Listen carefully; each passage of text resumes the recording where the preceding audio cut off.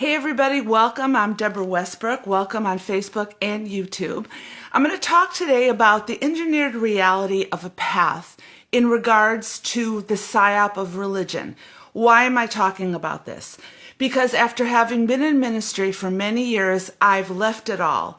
And I'm not going to define myself by any religion or spirituality that says this is the way out, this is the way up, this is the way down. No, we're going through this. We're going through because we're going to learn that in our humanity, we are divine and we transcend the limitations that are put upon us. And this is what we are learning. So the other day, I came across a gentleman named Chase Hughes. I just happened to watch his video. And he was a military guy that was a behavioral expert. And he has been on various podcasts. And he talked about how to recognize a psyop. Well, when he was talking about the psychological operation, which I'll define in a minute, of what we're being told that what you see is what you get, which is not true. Well, I began to see that there was a psyop being played out in religion. And I looked back at my life and I saw an existential reality that had been engineered to keep me in a set flow. It's done by many people in many ways. Government does it, technology does it, and religion does it. More in the coming days. Why? I don't want you to have to agree with me. I want to challenge you that if you're frustrated in any way, you have to start learning to use your critical thinking and you have to see through the illusion. Don't just look at the picture. Look at the frame that surrounds the picture because they will present to you any picture they want to present. So let's get started. I titled this, Walk This Way, the Psyop of Religion. Okay, so my personal belief, ignorance is not bliss, and what you see is not what you get. That involves critical thinking to realize there is an illusion that we are being told to accept, and it comes in many different ways. So each of us has a choice. This is a personal choice because one person may choose to not see it and go along with the narrative, especially the current narrative, that there is a Savior in our midst, going to save us and the world. That's bullshit, folks. So what you see is not what you get. So each of us has a choice to see through the illusion present in both religion and spirituality, neither of which I define myself by. How do I define myself? By my essence of my being human put into this moment of time to flow in my authenticity and freedom. So what is an engineered reality? Well, it's creating a path of identity with the ultimate goal of controlling humanity. Make no mistakes, okay? You have to see this. Ignorance, again, is not bliss.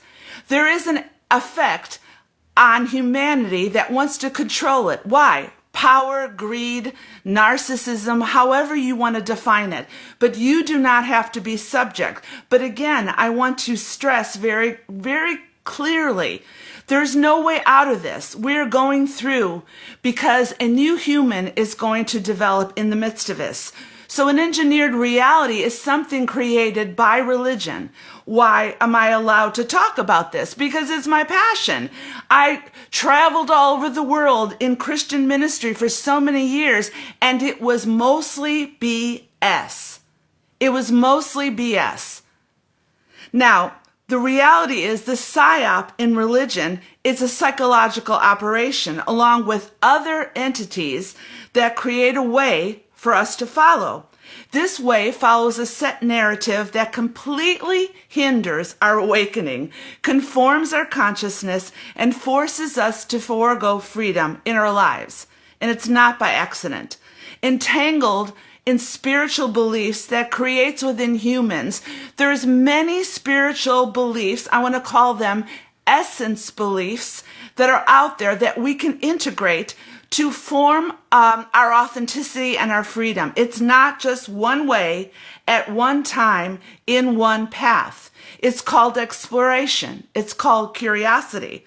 So there is only wholeness and unity in the cosmos. Quantum, I studied science and math in university, and it's quite clear. There is a unity in the cosmos that is totally denied on this planet. It is divided up into fragments upon fragments upon fragments to elicit a sense that you need to go a certain way, and if you don't go that way, you can't gather the fragments to gain an identity. So the wholeness and unity is not something that the Psyop perpetuates, because the Psyop is a psychological operation that is evident, that causes you to follow a set path. And many times you're not even aware of it. So this whole message comes from this guy, Chase Hughes. And as I was watching him, as I said, I kept thinking to myself, wow, this is religion. A lot of what he's saying is about religion. And if you study the Abrahamic religions, you see that there's an entanglement to control the planet. It's not me that says that. That's quite evident. Now, I want to share with you some of the things he said about what's involved in a Psyop. And he started out by saying that there is something called a fate model, F-A-T-E. And as he began to explain it, I thought to myself, you know what? That's all in religion. So the F stands for focus, the A stands for authority, the T stands for tribe, and the E stands for emotion. And this is an engineered reality to get you to forego the authenticity and freedom of being in time for such a time, and to forego any critical thinking and to just follow along this path. So how does religion use focus? Well, they hijack your attention with repetition. Shocking visuals of fear, constant repetition of terms, heaven, hell, salvation, Jesus being the Savior and the only way, the Bible being the only book.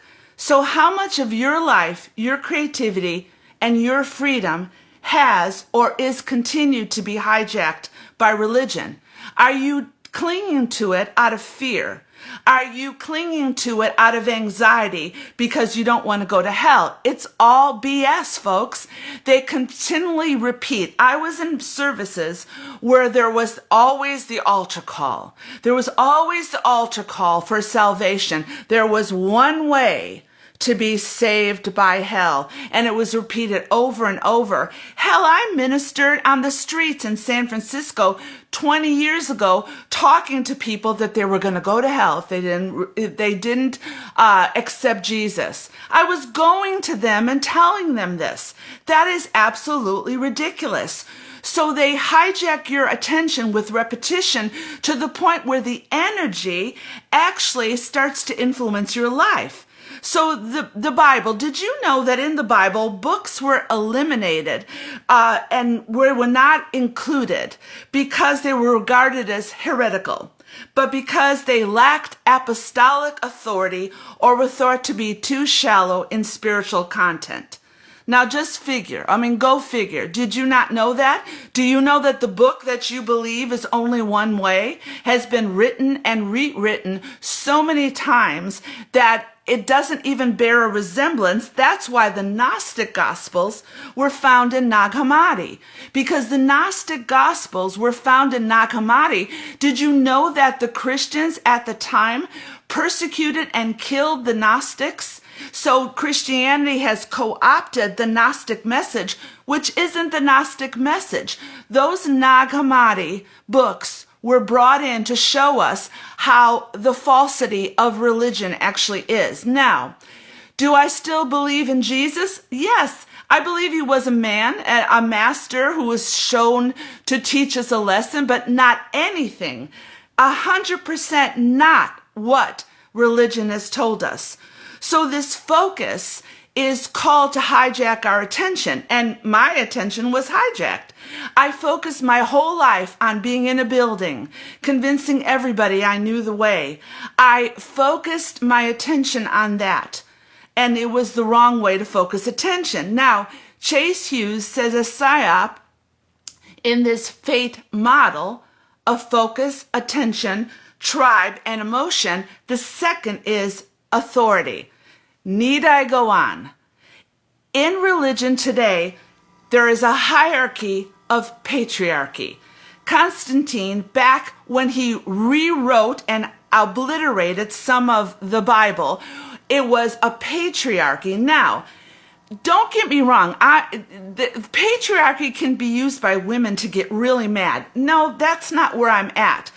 There is a divine feminine and a divine masculine within us. And when there's an authority figure, most of the time it's a gentleman.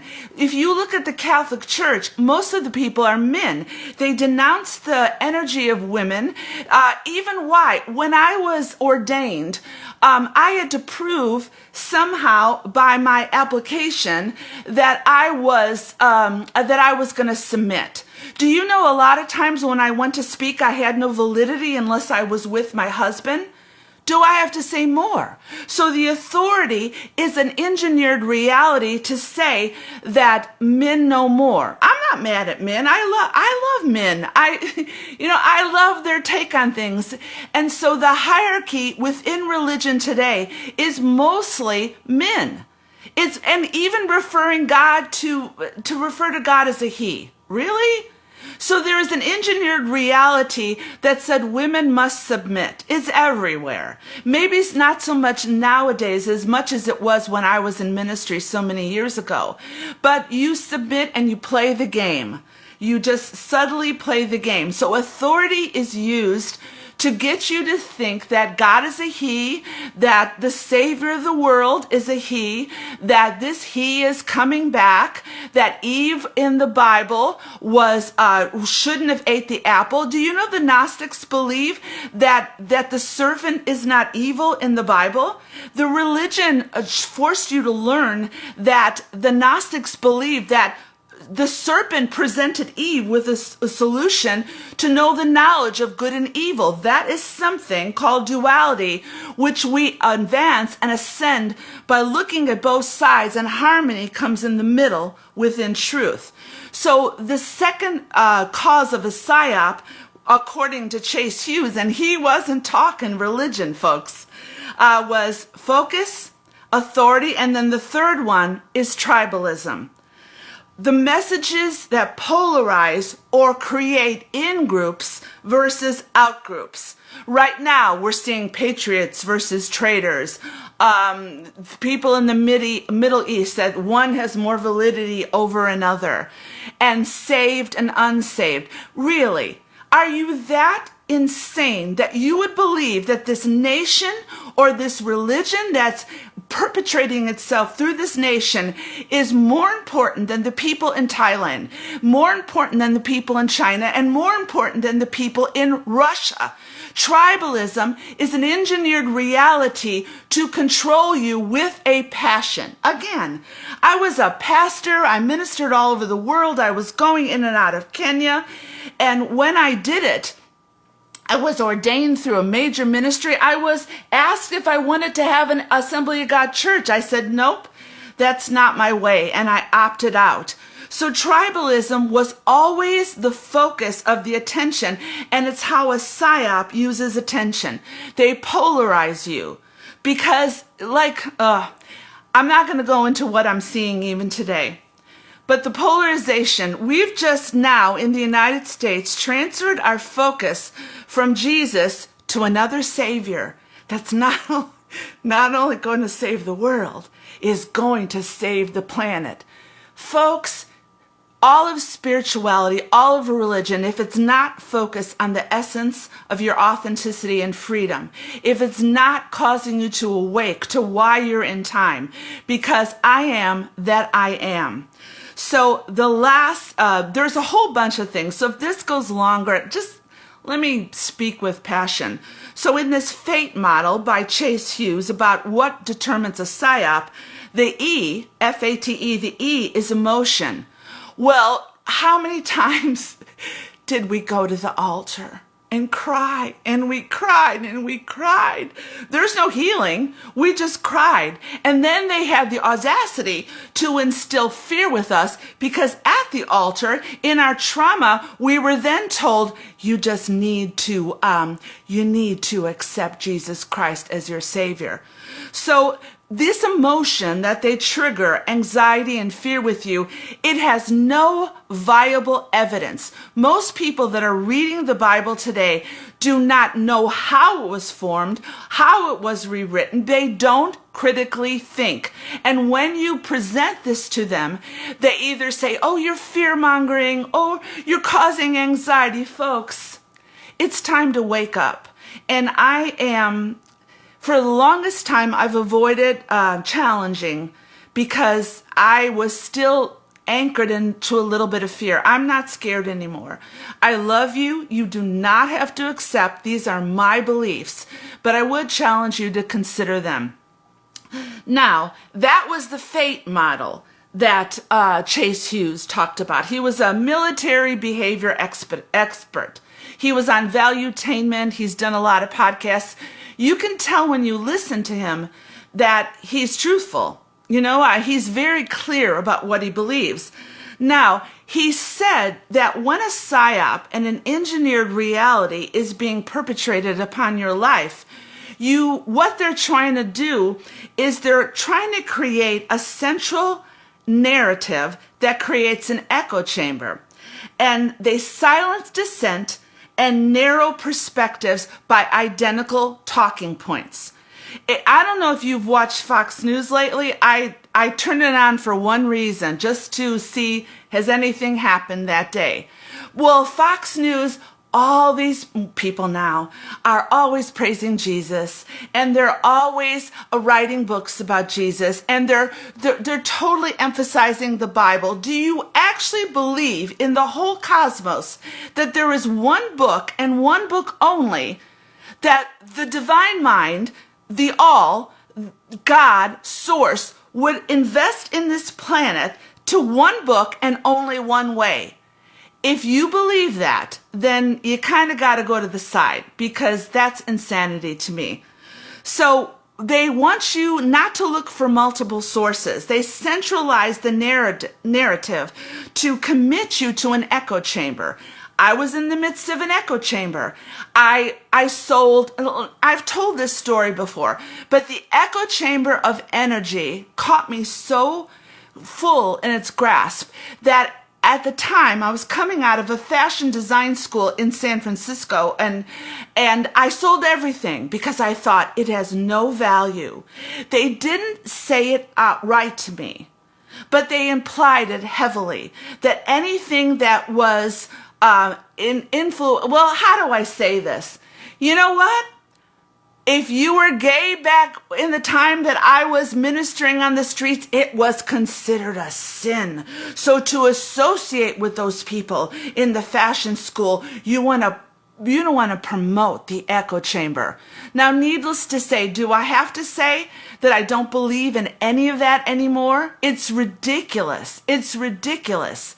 So the reality is that the multiple sources, all these churches have an echo chamber of a prescribed, predictable reality. And that's what religion does.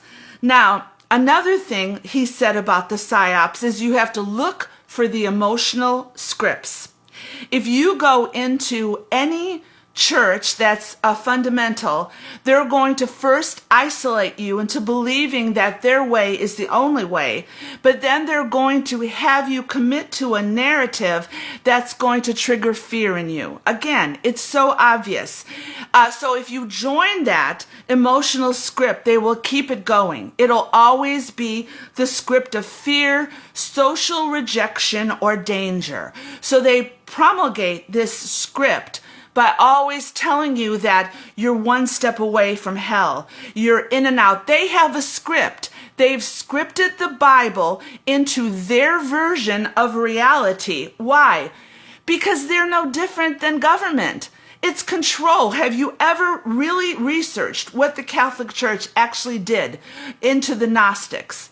They isolated and destroyed many of the Cathars, which was the Gnostic belief system, because the Gnostics, according to the Cathar location, believed that the Pope was evil. Now, I'm going to download this really quick because I don't want to get bounced on Facebook, but nobody's going to tell me anymore what I can say and what I can't say. So they activate these emotional scripts, activate your survival instincts. I don't know about you, but we were told to evangelize on the streets. We were told to go out there and to evangelize. We were told to, that was the script, that you have to convince other people that your way is the only way. It all boils down to heaven or hell. Okay, so another thing this Chase Hughes said, this guy, I couldn't believe it. I listened to him the first time on The Reality of a Psyop, and he was talking about government. And then as I began to take notes, I listened to it twice and I said, this is religion. So another thing he said is that they promote cognitive dissonance weapons. Now, what is cognitive dissonance? It is new information that clashes with our identity or our belief. It's obvious. Let me give you an example.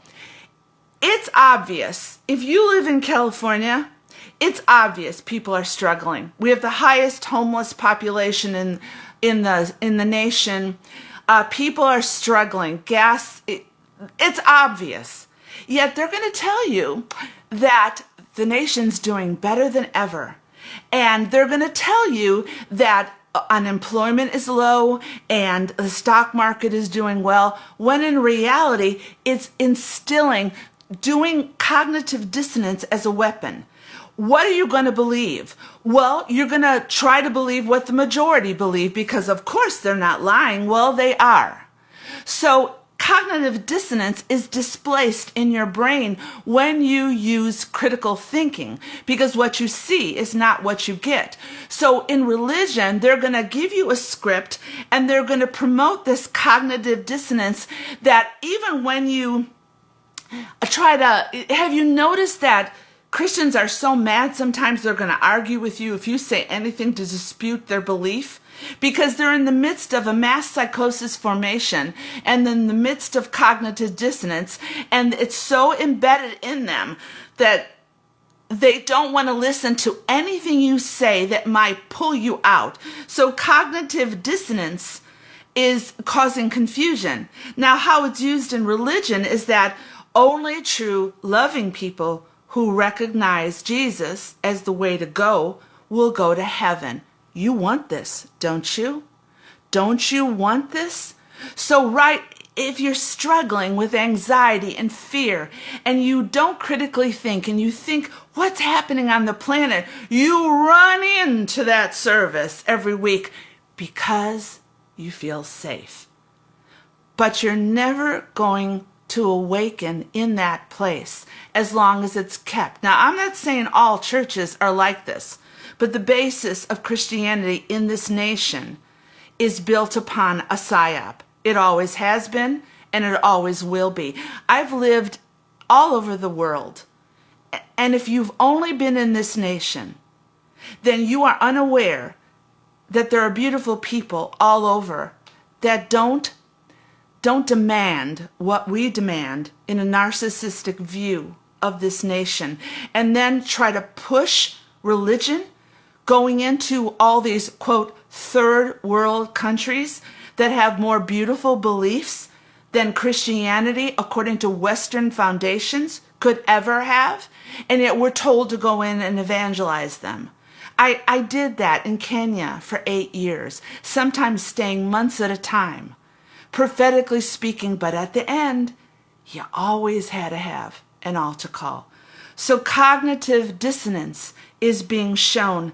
What's needed is outward demonstrations of commitment. Conform to this narrative. Don't question it, even if it forms, because you can't stay in cognitive dissonance forever. You're either going to opt out or opt in, and most people opt in from whatever trauma they're facing. Now, another thing Chase Hughes said is you have to spot the use of archetypes. They're woven into our brains. Psyops simplify narratives by using archetypes like heroes and villains and saviors. It's so ingrained in us that it's almost like as if I was to look at my life, it's like Jesus was the illusion that I had to look through anywhere I looked. It's like he was standing in front of me. He said, you can't look around me. You can't look over me. Yeah, look, I'm being like Newsom right now when Newsom was talking about the fires. So it's like Jesus standing there. Everything about your life has to look through me. So it's created an incredible archetype that this nation is so grounded into that we define ourselves in Christianity. Let me just be honest, Christian Zionists. We will comply with the military narrative because our whole focus is the entanglement of the Abrahamic religions to conquer the planet. I don't know how else to say it. So good versus evil signifies manipulation. Now, another thing he says is to follow the money. Well, that's obvious. Did you look at the inauguration? Oh, should I say it? Who was sitting in there? Elon Musk, Jeff Bezos, Mark Zuckerberg. Give me a break. I'm so tired of billionaires ruling the people. And when did it get to that? They're all a uniparty, folks. A uniparty. And it's greed. Well, it's also in the church. So I read some articles. I'm just going to give you two examples. Kenneth Copeland is worth $300 million with a $6 million home in the Dallas area. Now, $6 million is not going to get you a lot in California. Most of these townhomes, I live in an apartment, most of the townhomes I'm looking at are $1 million. So for $6 million in Dallas, you got to have a 17,000 square foot mansion. And yet he brings this message. I believe he owns private jets. Yet we're supposed to listen to him? Give me a break. Joel Osteen is worth $50 million and drives a $350,000 Ferrari from the research I did and lives in a 70,000 square foot mansion. Yet when the hurricane blew through Houston, he closed the church because he didn't want to mess it up. There's no excuse for that. When you follow the money, even in religion, you learn who's authentic. It even complies with religion as a psyop. They come into their pulpit and they're dressed nice, they look, and they're all narcissistic greed operators that are trying to comply you into a narrative that they won't comply with. Am I passionate about this? You better believe it. So one of the other things I want to tell you is that many people, he said, to evaluate the frame. What does that mean? You see, a picture is framed. And a lot of times people are looking at the picture, but they're not looking at the frame. This is exactly what I saw in the inauguration. The picture says that it's going to change. It's the golden age. But the frame is AI control. It's narcissistic control. I don't know what else to say about it. If you don't see it, I can't help you see it. You have to look at whatever's framing the picture. The picture of religion is like you'll have a better life, you'll go to heaven, you'll have a glorious life on earth. But again, the frame is control, thinking that we're better than the rest of the planet. How else can I say it? Now, a few other things. He says on this this podcast that we have to learn to sharpen our brain. Remember when I was a minister years ago, remember when it said the heart is deceitful above all things. And don't logically think, just accept what I say. Do not critically think, just accept it. So you have to teach your brain, which I believe is heart-brain coherence. connecting within the field, connecting in source. You can call it a higher self, but you're experiencing this reality as a holographic projection of source. You're in time for such a time as this. And so you're a projection, but you're experiencing your humanity within a higher level, but they don't want you to go into the higher level. So they want to take control of your brain and your logical thinking to where you buy into it. And intuition was never honored except in the prophetic charismatic movement. Most churches that were Western fundamental, it's the same thing every week. You go in, generally listen to a man preaching, have an altar call, and sit. And there's no interaction. There's no focus on intuition. There's no focus on synchronicities. Jesus was clairaudient, clairsentient, psychic, intuitive, yet that was never taught. And even if it was taught, there was a hierarchy in the charismatic movement where there were apostles, prophets, evangelists, pastors, teachers. And if you were not in that group, well, then you were just the masses that served. Because that hierarchy projected. I went to a church in Texas, Denton, I'm not going to say which one, where there were the so-called prophets that lined the stage. And you were to believe everything they said. Because if you didn't, they heard from God. And it was not even debated. So the prophetic and the apostolic was a hierarchy that is no different than government control, is no different than tech control. It's the same control. So you have to sharpen your brain. You have to be courageous and be bold. And you have to spot flawed arguments.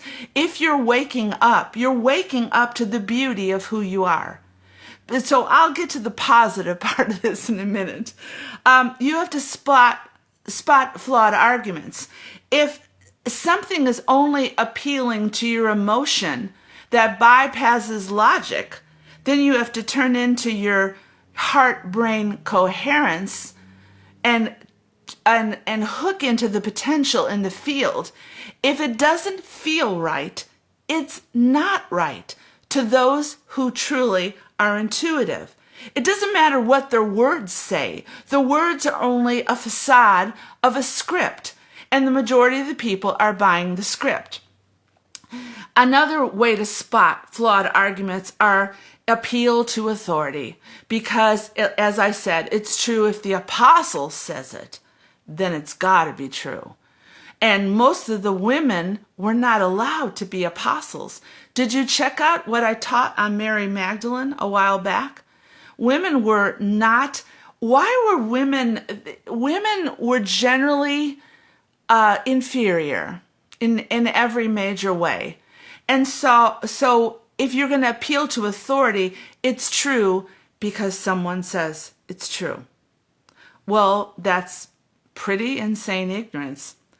Also, if their argument shows a slippery slope, which religion does this all the time, and the slippery slope is indicating if we allow this, we will lose everything. So what it's saying to you is that if you do not comply, you're going to hell. Don't you want an option? And they make this so apparent that even the people that are somewhat in spiritual churches, if you haven't deconstructed the Bible down into truth and integrated it with many other belief systems, you can say all you want, but you're still going to believe that the validity of the belief system is duality and heaven and hell. So why am I saying this? Well, I'm not interested anymore. I almost quit Facebook because it was doing a number on my mind, because it was like scrolling became ridiculous. And I had to get to the point where I simply don't care, but I love deeply. So within myself, I got healed. And I'm not afraid to be banned, shadow banned, ousted off, because I will never, ever compromise what I believe. And what I believe is not shallow beliefs. They've been researched, integrating science and spirituality, looking at things, knowing what to keep and what to give away. So please do not tell me that I don't know this stuff. I do know this stuff, and it's time to speak it. Why am I speaking it? Because we are in a transitional phase where I say it every time, two paths will develop.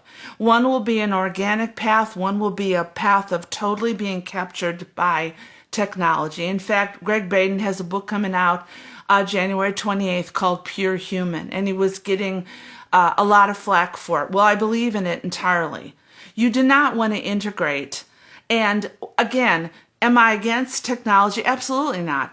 But it all focuses on the people ruling the technology. If they have no heart, if they have no compassion, if they have no empathy, which most of them don't, then the only path they're going to choose is to try to tell you that you have to integrate.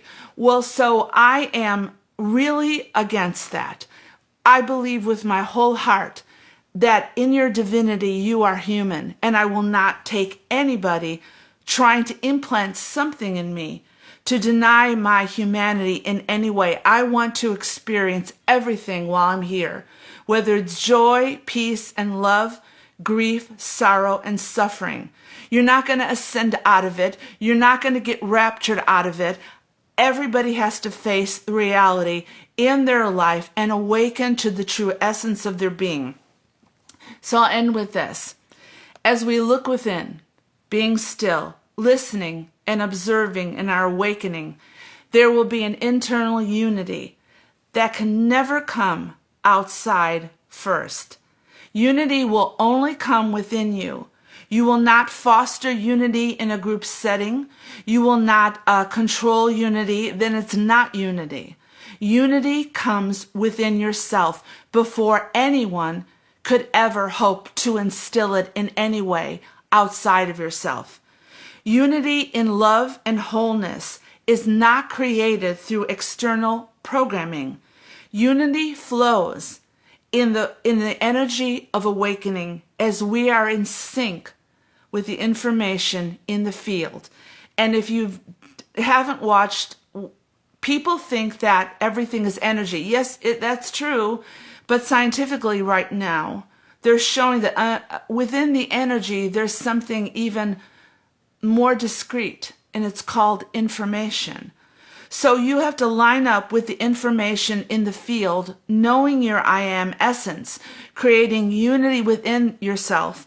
Many don't want to do this. They want a savior, whether it comes in the form of tech, government, or religion. And more power to you if you want to go that way, because it takes courage to develop unity within. It takes boldness. It takes losing people, losing friends. It takes people thinking you're crazy, thinking you're jumping ship. Well, let them think that, okay? There was a really cool statement. Let them. Just let them. And just traverse the path that you're determining, and don't not let them conform you to the path. Your path is your path. If we're tethered in separation, it only leads to inner fragmentation. That is why so many are in the void now. Because is it a pleasant place to be? Do you know that one weekend, I think somebody posted a great picture on this. One weekend, I did nothing. I really did nothing.